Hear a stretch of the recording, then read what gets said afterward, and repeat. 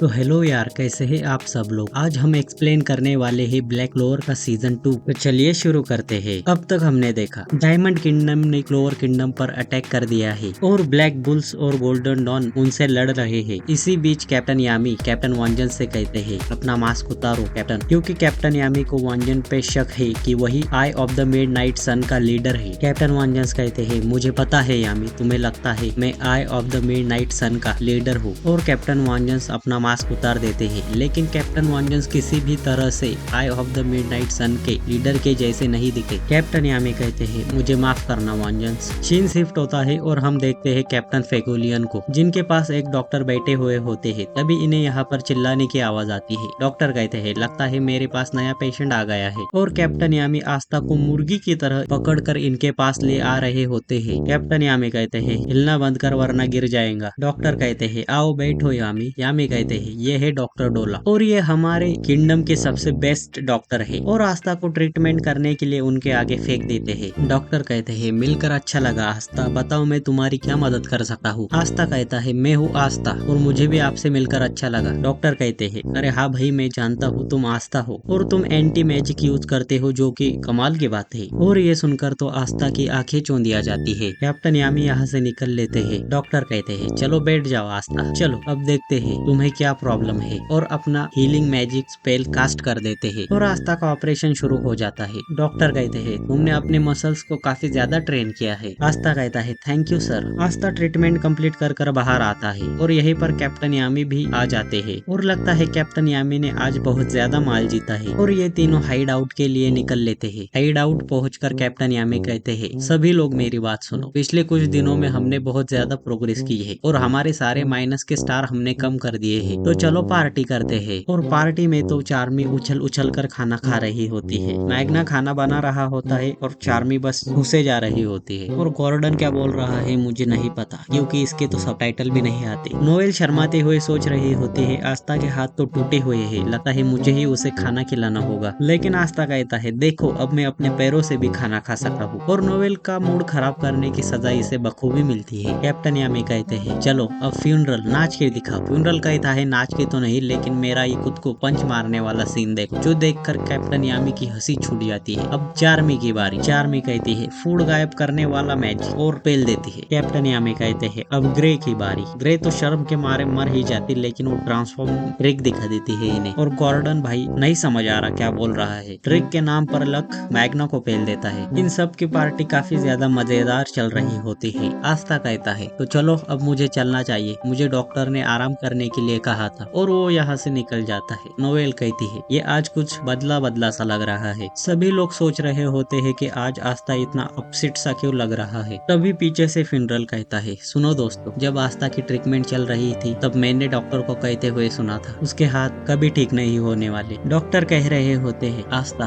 तुम्हारे हाथ ancient magic की वजह से कर्स हो गए हैं और ये धीरे धीरे डिसइंटीग्रेट हो रहे हैं। मेरा मैजिक भी इसे ठीक नहीं कर सकता। कैप्टन यामी कहते हैं तो वो कर्स हाँ। नोएल कहती है क्या नहीं, ये नहीं हो सकता। फ्यूनरल कहता है हाँ यही। मैग्ना कहता है ये तो बहुत ज्यादा बुरा है। वेनेसा कहती है उसके पास मैजिक भी नहीं है और अब वो अपने वेपन्स भी यूज नहीं कर सकता। सभी लोग बहुत ज्यादा नाराज हो जाते हैं। दूसरी तरफ हम देखते हैं आस्था को, जो एक जगह बैठकर अपनी पूरी जर्नी के बारे में सोच रहा होता है। किस तरह से वो एक छोटे से गांव से निकलकर आज एक मैजिक नाइट बन चुका है और पूरा ब्लैक बुल स्क्वाड आस्था को छुपकर देख रहा होता है। तभी आस्था उठता है और चिल्लाता है नहीं नहीं नहीं, मैं हार नहीं मानने वाला, मैं इन हाथों को ठीक करूंगा और अगर ये ठीक नहीं होते तो मैं इनके बिना ही आगे बढ़ूंगा। और यूनो को सोचते हुए कहता है माफ करना यूनो, मैं तुमसे बिल्कुल नहीं हारने वाला। और आस्था का ये पॉजिटिव नेचर देख के सभी स्क्वाड मेंबर खुश हो जाते हैं और कहते हैं हाँ यही हमारा आस्था है। वेनेसा कहते हैं हार मत मानना बच्चे, मैं तुम्हारा इलाज जल्द ही ढूंढ लूंगी। हम देखते हैं अगले दिन का सीन। आस्था उठकर कहता है गुड मॉर्निंग दोस्तों, पर वो देखता है बेस में कोई नहीं है सिवाय कैप्टन यामी के। पर तभी वो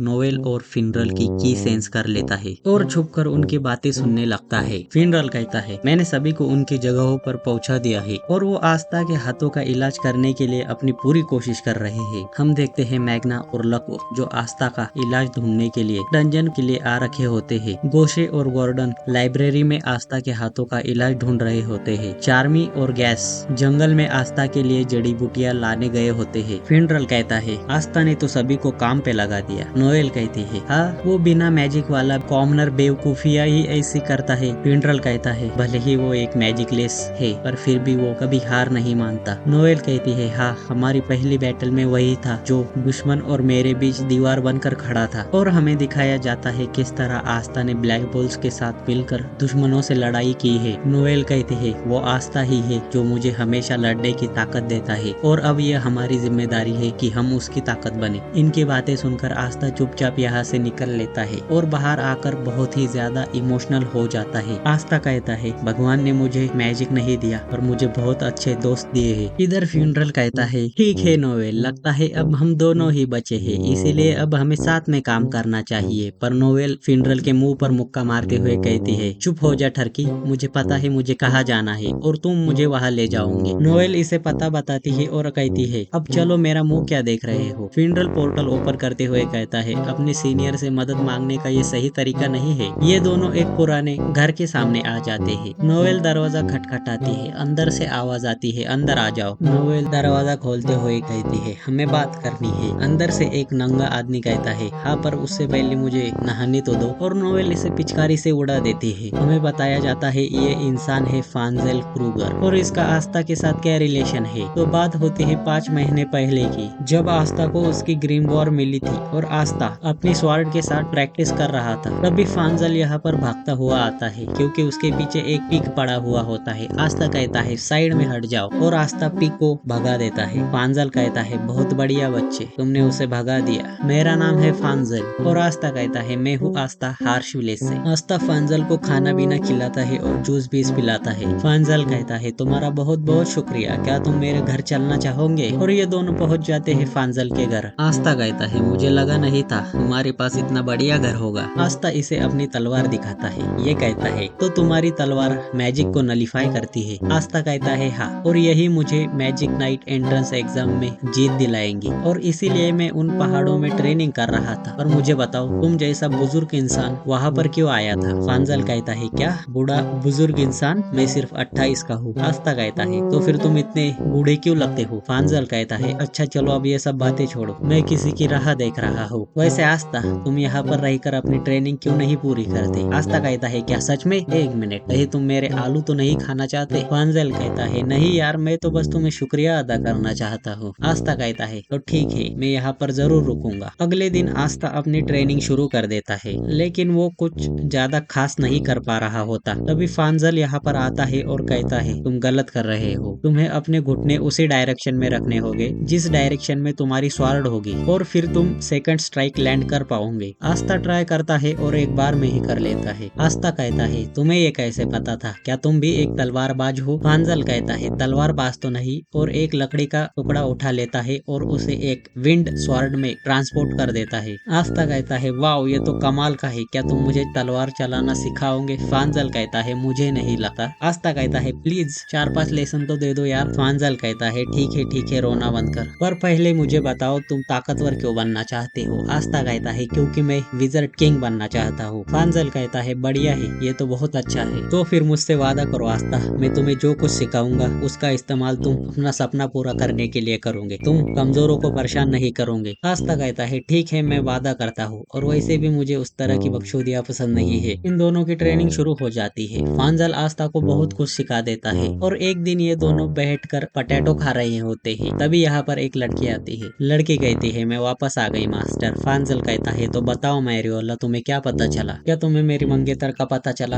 आस्था कहता है हाय मैं हूँ आस्था हार्श विलेज से और ये बूढ़े इंसान यहाँ पर मुझे तलवारबाजी सिखा रहे हैं। मैरियोला कहती है क्या बूढ़े इंसान क्या तुम्हें ये सिर्फ एक बुढ़ा इंसान लगता है। ये बुढ़ा इंसान बहुत ही ज्यादा अमेजिंग है तो इनका नाम रिस्पेक्ट से लो। फांजल कहता है रुको बच्चों मैं सिर्फ 28 का हूँ। आस्था बात काटते हुए कहता है मैंने कहा मैं हूँ आस्था हार्श विलेज से और एक बुढ़े इंसान को बुढ़ा इंसान कहना ही तो उसके लिए रिस्पेक्ट होगी। मैरियोला कहती ये बंदा तुम्हें शॉर्ट चलाना सिखा रहा है इसका मतलब ये तुम्हारा मास्टर मास्टर है तो अपने मास्टर को रिस्पेक्ट दिखाओ। और इन दोनों की यहाँ पर लड़ाई शुरू हो जाती है। फांजल कहता है ये सब छोड़ो मैरिएला, तुम्हें डोमिना के बारे में कुछ पता चला? मैरिएला कहती है माफ करना मास्टर, मैंने उन्हें ढूंढने की पूरी कोशिश की लेकिन मुझे लगता है वो मर गई। और फिर फांजल बताता है कि वो और उसकी मंगेतर डोमिना डायमंड किंगडम की आर्मी में एक इंस्ट्रक्टर थे और डायमंड किंगडम की मारधाड़ इन्हें पसंद नहीं आई, इसीलिए वो उनसे बचकर भाग रहे थे। पर फांजल आगे आ गए और डोमिना पीछे छूट गई। मैरिएला कहती है ये है डोमिना का वॉन्ड और मुझे ये जहाँ मिला वहाँ पर बहुत सारा खून था। फांजल कहता है अच्छा तो अब मुझे थोड़ा अकेला छोड़ दो और कमरे में आकर खिड़की के पास खड़ा होता है। तभी यहाँ पर मैरिएला आती है और कहती है मास्टर माफ करना पर मैं आपको कुछ बताना चाहती हूँ, आपने मुझे और बाकी स्टूडेंट्स को भागने में मदद की थी। फांजल कहता है हाँ मैं वो कैसे भूल सकता हूँ। मैरिएला कहती है तो मैं आपको बताना चाहती हूँ उन सब में से अब बस मैं जिंदा बची हूँ। और फांजल की पीठ में चाकू खोंचकर कहती है उन सभी को डायमंड किंगडम के असेसियंस ने मार दिया। और तभी यहाँ पर मैरिएला के और भी भाड़े के टट्टू आ जाते हैं। फांजल कहता है आखिर तुम क्या कर रही हो? मैरिएला कहती है मैं बस अपनी जॉब कर रही हूँ, पर फिक्र मत कीजिए हम आपको मारने नहीं वाले, हमें आपको जिंदा पकड़ने का ऑर्डर मिला है और भागने के बारे में सोचना भी मत, इस घर को हमने चारों तरफ से घेर लिया। तभी यहाँ पर दरवाजा तोड़ते हुए आस्था की एंट्री होती है। आस्था कहता है क्या आप ठीक है? और तुम आखिर तुम्हारी दिक्कत क्या है? तुमने कहा था तुम इनकी इज्जत करती हो। मैरिएला कहती है हाँ मैं करती हूँ क्योंकि इनकी सिखाई हुई चीजों की वजह से ही मैं आज जिंदा हूँ। आस्था कहता है तो फिर ये सब क्यों कर रही हो? मैरिएला कहती है ये मेरा काम है और अगर तुम बीच में आए तो तुम भी मरोगे। आस्था कहता है मैं कहीं नहीं जा रहा। फांजल कहते हैं नहीं आस्था तुमने मुझसे वादा किया है मैं तुम्हें जो भी चीजें सिखाऊंगा उसका इस्तेमाल तुम सिर्फ अपना सपना पूरा करने के लिए यूज करोगे, तो अब चले जाओ यहाँ से। आस्था कहता है बिल्कुल नहीं मैं यहाँ से कहीं नहीं जा रहा। फांजल कहते हैं फिक्र मत करो मैं इन जैसे लोगों से बिल्कुल नहीं हारने वाला, मैं तुमसे वादा करता हूँ। आस्था कहता है नहीं तुम घायल हो। फांजल कहता है मुझ पर यकीन रखो मैं जरूर वापस आऊंगा। आस्था कहता है ठीक है आपको वापस आना ही होगा और यहाँ से जाने की एक्टिंग करता है लेकिन फिर से इन पर हमला कर देता है और इनमें से 2 जनों को निपटा देता है। तभी फांजल कहते हैं आस्था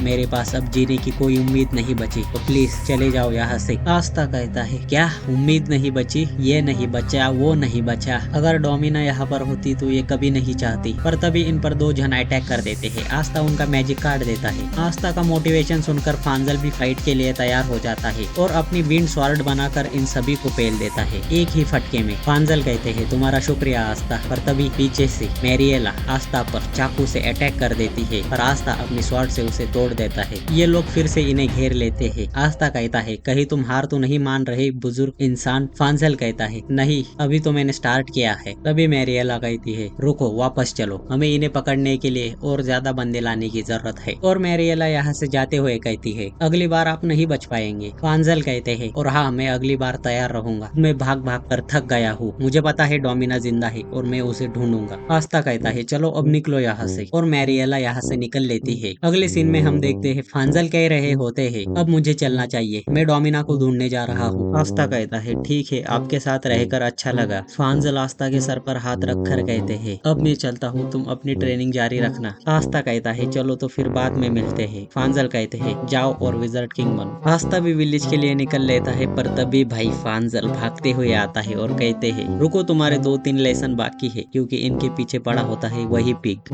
और इसी के साथ इस वाले वीडियो में बस इतना ही। और भाई मेरे यार सब्सक्राइब क्यों नहीं करते तुम? चैनल को सब्सक्राइब कर लो और एक प्यारा सा कमेंट करके मेरा मोटिवेशन बढ़ाओ। और इसी के साथ मैं मिलता हूँ आपको अगली वीडियो में, तब तक के लिए गुड बाय और सब्सक्राइब कर देना यार प्लीज।